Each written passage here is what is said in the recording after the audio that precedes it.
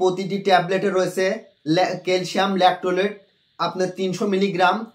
এবং প্রতিটি ট্যাবলেটে calcium carbohydrate 500 milligram রয়েছে এবং শিশুদের জন্য চিবিয়ে খাওয়ার জন্য আপনার 250 মিলিগ্রাম রয়েছে ক্যালসিয়াম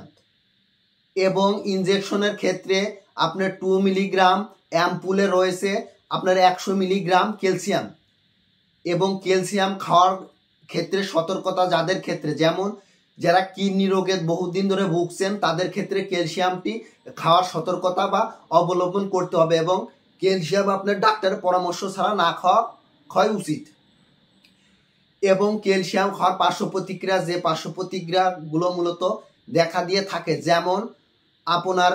বমি বমি ভাব অস্থিরতা এবং বমি হতে পারে এবং শরীরে র্যাশ দেখা দিতে পারে এই সমস্যাগুলো দেখা দিলেই আপনি সাথে সাথে ডাক্তারের শরণাপন্ন হবেন ডাক্তারের শরণাপন্ন হওয়ার পরে আপনার ডাক্তার সেগুলো আপনি ক্যালসিয়ামগুলোকে আপনি চলবে না আপনি বাদ দেবেন সেটা একজন ডাক্তার ঠিক করবে এবং বাজারে বিভিন্ন নামে ক্যালসিয়াম পাওয়া যায় যেমন ক্যালবডি ক্যালসিয়াম ক্যাল এ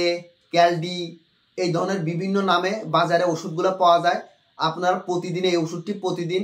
2 বেলা করে সেবন করতে পারেন সেবন করলে আপনার শরীরের এমনি দুর্বলতা স্বাভাবিক যে দুর্বলতাগুলো আছে সেগুলো দূর হয়ে যাবে সবাই ভালো থাকবেন সুস্থ থাকবেন আজকে আমাদের আলোচনার বিষয় এখানে শেষ আমাদের চ্যানেলটি সবাই সাবস্ক্রাইব করবেন লাইক